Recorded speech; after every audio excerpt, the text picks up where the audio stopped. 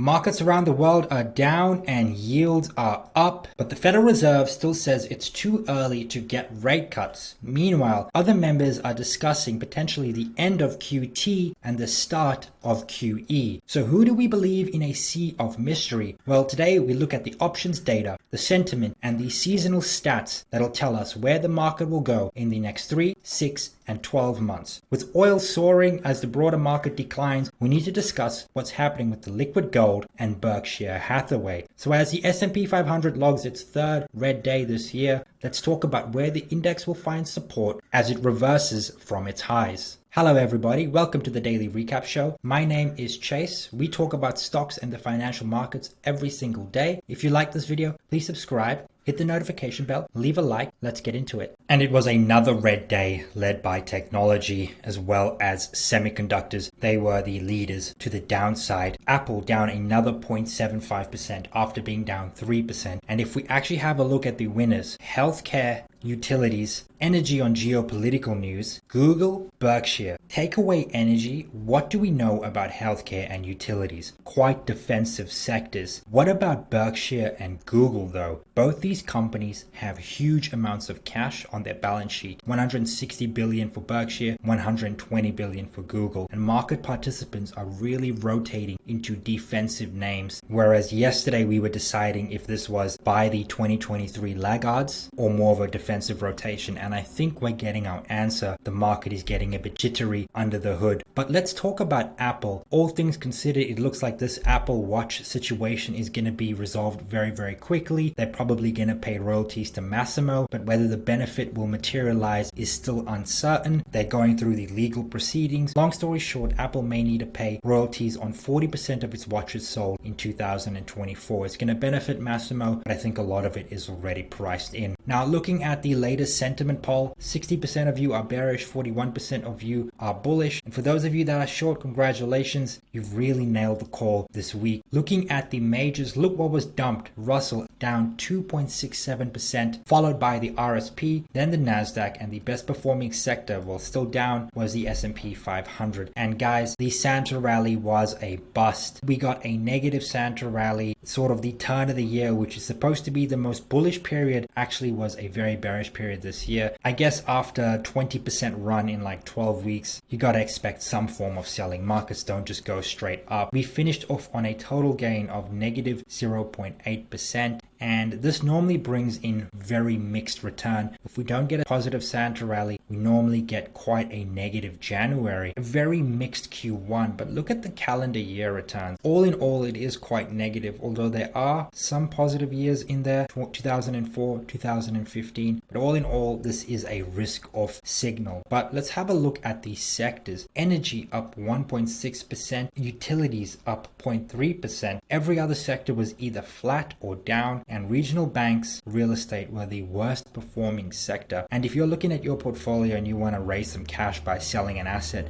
the very first thing you're going to sell is regional banks, small caps, and it just goes to show that in a sell-off, regional banks absolutely dump. But despite the selling, longer term breadth indicators are showing strong signs of upward momentum. The Macallan Summation Index hit 1,000 for the fourth time ever. And while this does indicate some form of short-term pullback, the longer term trend, 6 months, 12 months, 24 months on, is normally intact. And this is normally a very, very bullish indicator looking at longer term outlooks. And if you're a longer term investor, I would really look at this and start dollar cost averaging into your favorite names, into your favorite indices. Now, switching gears, the FOMC December minutes was released today. It was a nothing burger, except for one key thing I want to talk about. Fed officials see the end of balance sheet runoff in sight. The Federal Reserve officials anticipated discussing the process of first slowing and then stopping the process of shrinking the central bank's bond holdings at their December meeting. And this is very, very bullish for bonds. And this is why yields, which were up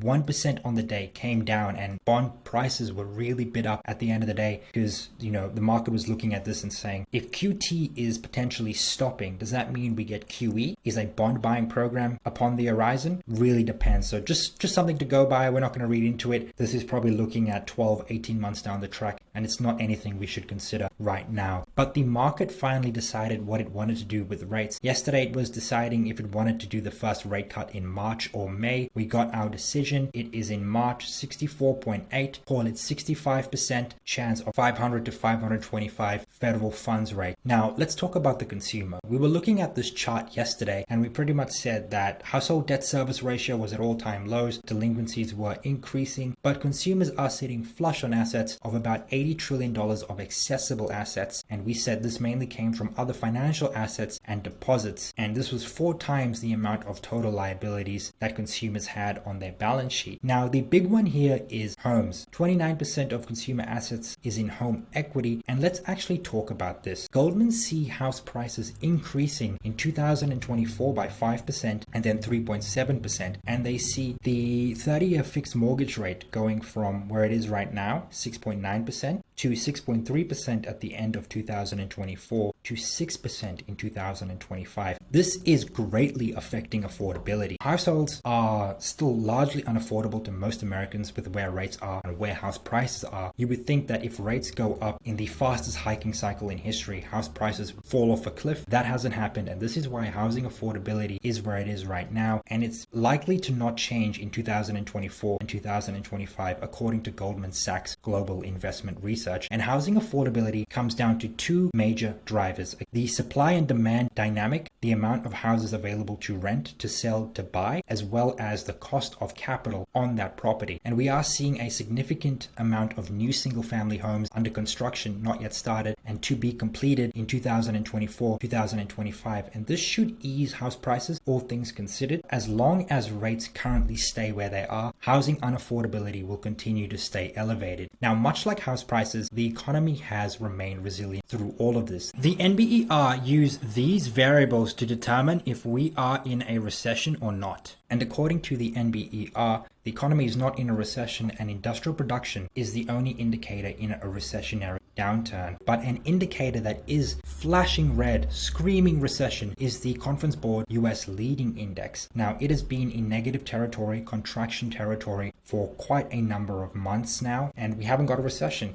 And it's quite simple because this uses interest rates and the yield curve, and the yield curve has been inverted for quite a number of months, and it hasn't really affected Americans or corporates as much as you would think. And there's a couple of reasons why. Number one is that corporates, when they heard that the Fed was going to raise rates, they started paying down debt, right, and refinancing debt. And this is why corporate net interest payments as a percentage of after-tax profits is at the lowest it's ever been. Very smart for businesses and individuals to do this. And this is particularly true for large cap companies. Debt outstanding by maturity in year. Large cap companies have 44% of their debt outstanding in 2024 to 2030. Now, a lot of this was probably refinanced to 2030, where they also have 49% of their debt outstanding. You could also see that a lot of these large cap companies locked in fixed rate debt. Only 6% of total debt in large caps is floating rate, where small caps don't quite have the same advantages that large cap companies do. 38% of debt is floating rate debt, and they weren't able to push the debt out further after 2030. And that's why 41% of companies in the Russell remain unprofitable, because they're still paying quite a large amount of money on their debt. Now, a lot of it is floating rate, and as yields come down, that debt will come down too. But American large cap companies are in a really good position. Small caps are in a pretty rough position. But also, the real cost of money is actually not as high as people initially thought. So this is the Fed funds minus core CPI, and the Fed hiked rates, but it was below the level of real rates that led to prior recessions. So this is where the figure is right now, and what previous recessions were at these really high levels. Now, we are above where we were in 2020, but all in all, real interest rates, the real cost of money, is still well below recessionary peaks. But the biggest one out of all of them has to be government spending, particularly construction spending. We saw a massive increase from 2021 all the way to 2023 in construction spending, and there's a lot more in the pipeline with the CHIPS Act and the Housing Affordability Act. And this is one of the major reasons why we have avoided a recession. And we also got jobs data today. Now, it did miss ever so slightly, but still historically at really elevated levels. And there's a lot more jobs than anybody who wants a job can just go get a job right now in the market. But the big figure we need to keep a lookout for is non-farms. Non-farms is releasing on Friday. The expectation is 175,000 in non-farm payrolls, and 50,000 of that going to be government payroll employment. And we can see here that by Goldman Sachs prediction, they forecast a 3.6% unemployment rate, actually lower than where we are right now. And they do expect the non-farm payrolls to be above the 100,000 break-even rate throughout 2024. This is bullish, and this doesn't scream recession just yet. Now let's talk seasonals, guys. And this is the 4-year presidential election cycle. This is where we are right now. This is where we normally would be. But we did have an earnings recession from about here all the way to here. And this is why we've had this massive rally, because we are pricing in future earnings and earnings growth in 2024. But let's break down the election year more closely. We actually remain normally flat up until the mid-May, started June area. And this is when we do get our rally. But we can actually look for dips in March, which will be an exceptional rally if we can catch the bottom. So go ahead, follow me on Twitter, subscribe to my YouTube channel, because we are going to catch this dip like we did catch the dip in October 2023. Now here's the monthly data. BOFA shows that normally we actually don't get the dip in March, we actually get it in May. So sort of around this turn of Q1, Q2 area is where we're going to look for a dip in the market before we do get these very positive seasonals for the end of the election year. Now looking at the yearly data, an election year is the second most bullish year of the election cycle. 83% of the time election years are positive, and normally when we get negative years, it's like in years 2000, 2008, when there's structurally something wrong with the economy. Other than that, it's fairly positive. Now, let's talk about gamma, guys. This is the gamma map I've been looking at. So this was yesterday open, this was today open, and quite a lot of positive gamma came into the tape. Now let's look at the close today, and a ton of negative gamma was bought throughout the trading day. We actually also did get a ton of call gamma. You can see the call gamma resistance moved to 4,900, and the put support is at 4,600. And this is probably, if this sell-off continues, this is the first level we're going to look at. Maybe 4,650 and then 4,600. If we break below 4,600, we actually go straight to 4,500. But I do think that if we look at the indices on a longer term outlook, 4,500 should be the big support area we look at right now. But as it stands, we are in negative gamma, and dealers sell into selling or buy into strength. And now this doesn't mean that once we start selling tomorrow, we're going to keep selling and absolutely dump, because if we do find support in one of these levels and start buying, dealers will buy into buying. And that's just what we get in positive gamma. Dealers follow the momentum.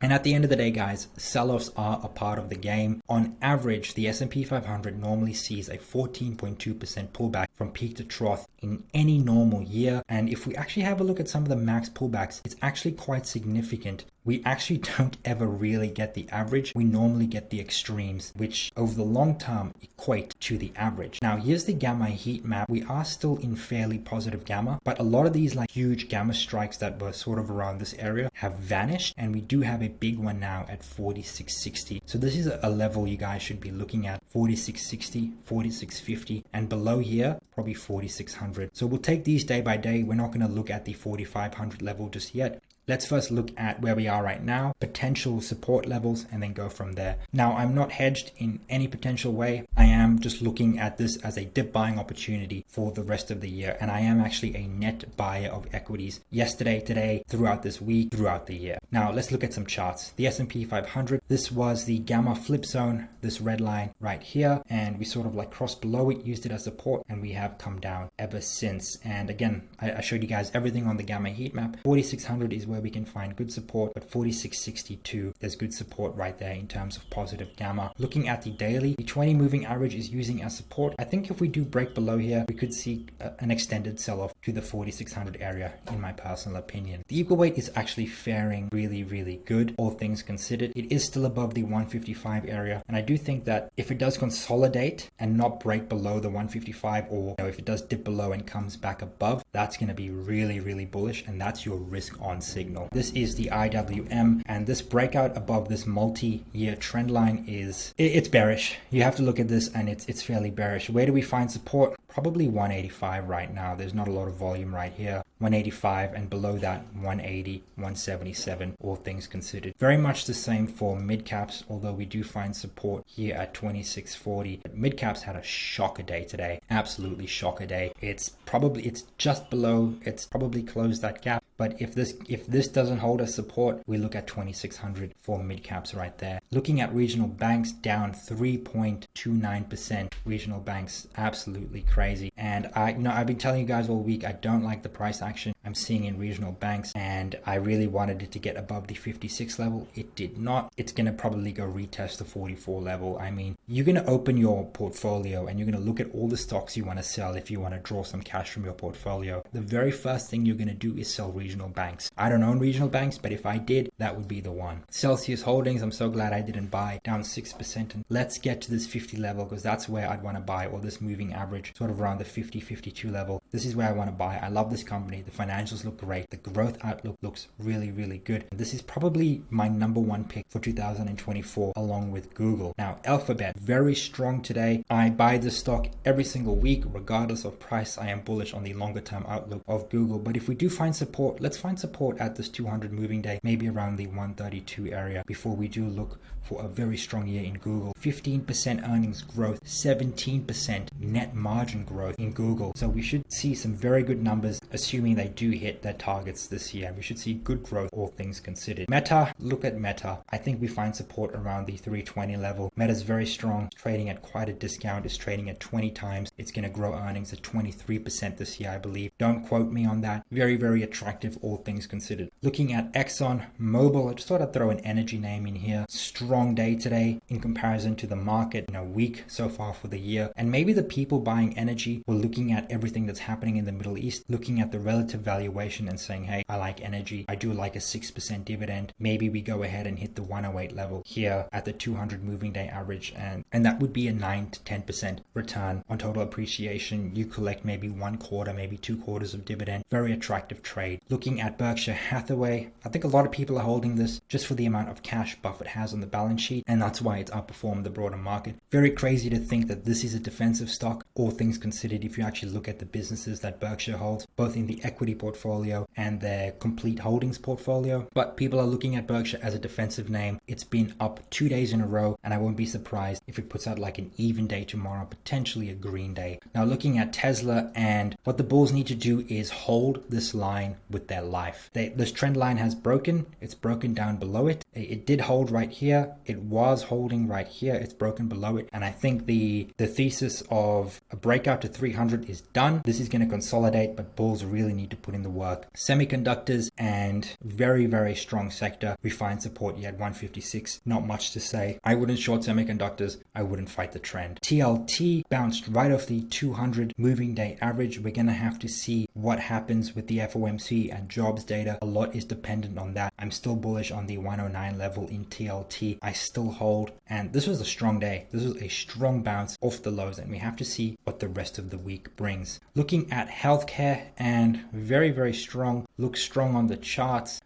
Defensive name. Great earnings growth. I think that any pullbacks, you should probably look to buy healthcare for individual names. Look at Lilly, look at United Health. They're really good names. Moderna potentially too. They look quite undervalued, all things considered. Australia 200, I said we need to break above here. We did not. 74, 7300 awaits for the Australian 200 index. Looking at gold, it just made a lower high, and maybe it needs to consolidate above the 2000 level. This is what it needs to do, consolidate here and look to higher price action. If yields continue rising the way they have, gold will probably see this choppy action for the first quarter of 2024. Crude, don't chart this, don't use technical analysis. Everything is dependent on the macro situation in the Middle East, as well as what producers are doing in the US. I think you just probably look to swing between here and here on the long side, on the short side. VIX is starting to show some life in the charts as stocks move lower. I think we probably see 15, 16 over the next couple of weeks, especially as we get to 4,500 level in the S&P 500. NEO was positive today.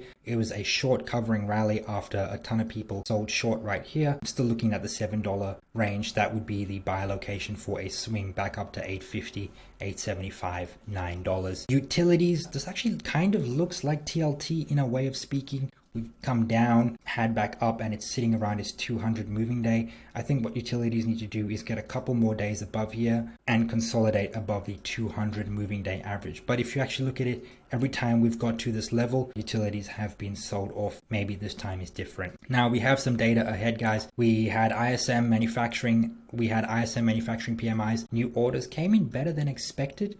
So ISM manufacturing could be on the rebound. We spoke about the jolts, but tomorrow we just have the big one, which is ADP employment change, as well as initial jobless claims. And then on Friday is the non-farm payrolls, as well as ISM services. They get released, and average hourly earnings. Those are also big data points year over year and month over month. But if you've made it up until here, guys, thank you so much for watching. Please subscribe, like this video, hit that notification bell. It helps me out a lot, and leave a comment, guys. Cheers.